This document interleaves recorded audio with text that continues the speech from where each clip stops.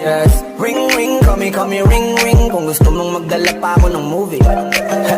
Ring ring, call me ring ring. Baby, we can hit it up like movie. Please lang, wag kang... Hello everyone, good evening. So, ano ba yung natin ngayon? Checkan natin what we will be talking about tonight. So, welcome to my YouTube channel, The Seafarer.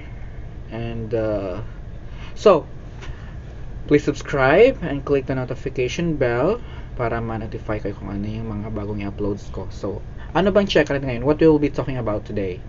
So, I think it would be good to discuss about the port state control inspection, because that is the inspection that is, a surprise inspection being done when we arrive at every port. So, let's give an overview about what is a port state control inspection. So, the aim of our discussion for today is to understand the port state control functions, no? Okay, so what is a port state control?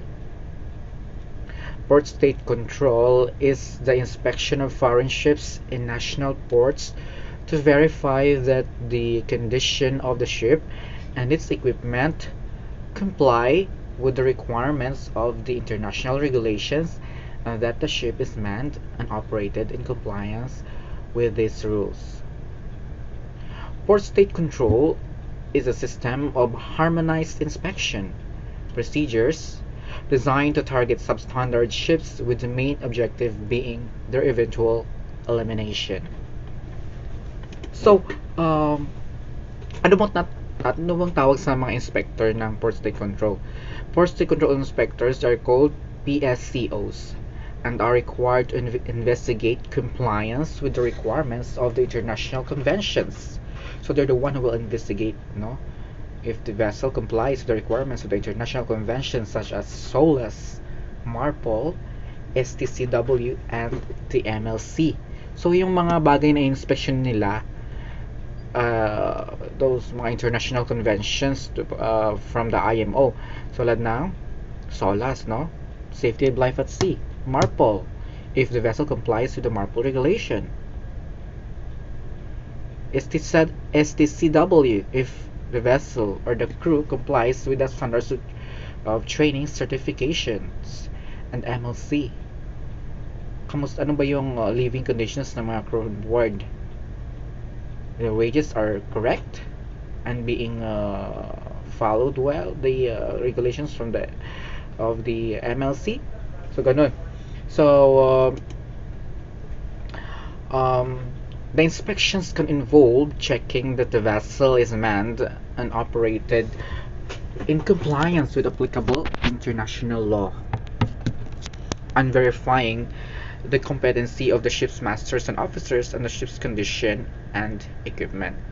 So they will check about if the vessel is manned and operated in compliance with applicable international law, diba? So MLC, manned MLC, it will focus on MLC.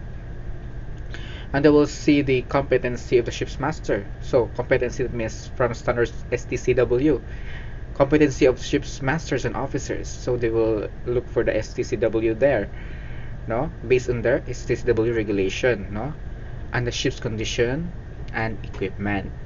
So if conditions of equipment, if they comply with MARPOL regulations and comply with SOLAS regulations, that's it. So the concept of port state control was codified in 1982 pursuant to UN Convention on the Law of the Sea.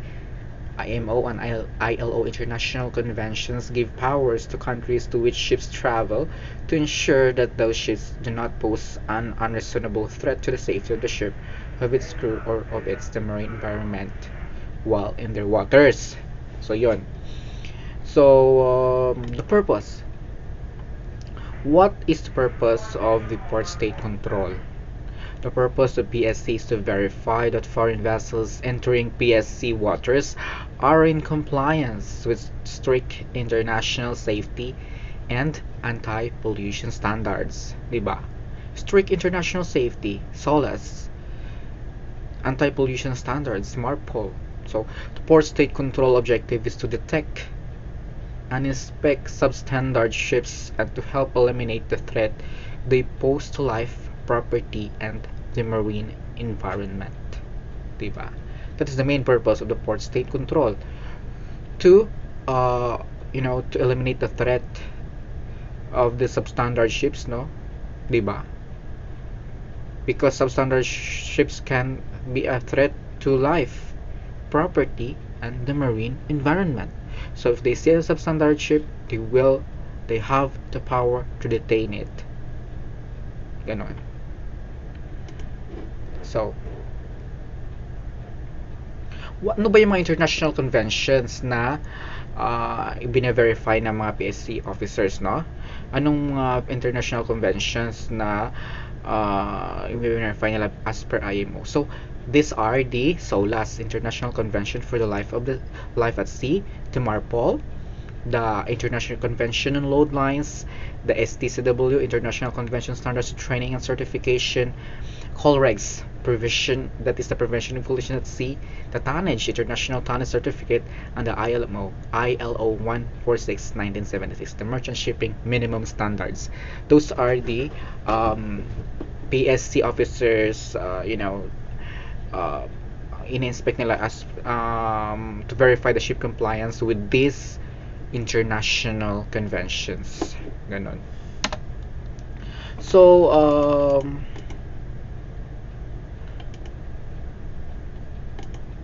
diba? So, ang ano yan, we will talk about also what are the other port state control. Hindi lang marami tayong mga port state control kasi nag-start kasi yan ang port state control in 1978. A number of European countries agreed in The Hague on a memorandum for the audit of labor conditions on board vessels as to whether they were in accordance with the rules of the ILO. After the Amoco Cadiz sank that year, it was decided to also audit safety and pollution practices. To this end, in 1982, 14 European countries agreed to the Paris Memorandum of Understanding on Port State Control, or Paris MOU, to establish port state control. Nowadays, dahil umpisa noon, nung karoon na ng port state ng Paris MOU, nowadays, 26 European countries and Canada are signatories of Paris MOU.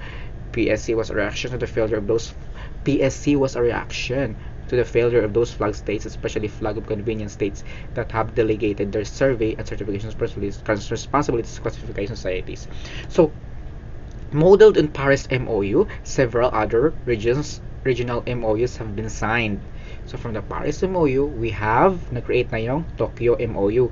Tokyo MOU is Asia and Pacific region. So if you're in the Philippines, you will be inspected by the Tokyo MOU Paris of Memorandum of Agreement. Vina del Mar MOU in Latin America, Caribbean MOU in the Caribbean region, Mediterranean MOU in the Mediterranean region, Indian Ocean MOU in the Indian Ocean region, Abuja MOU in the West and Central African region, Black Sea MOU in the Black Sea region, and Riyadh MOU in Persian Gulf region.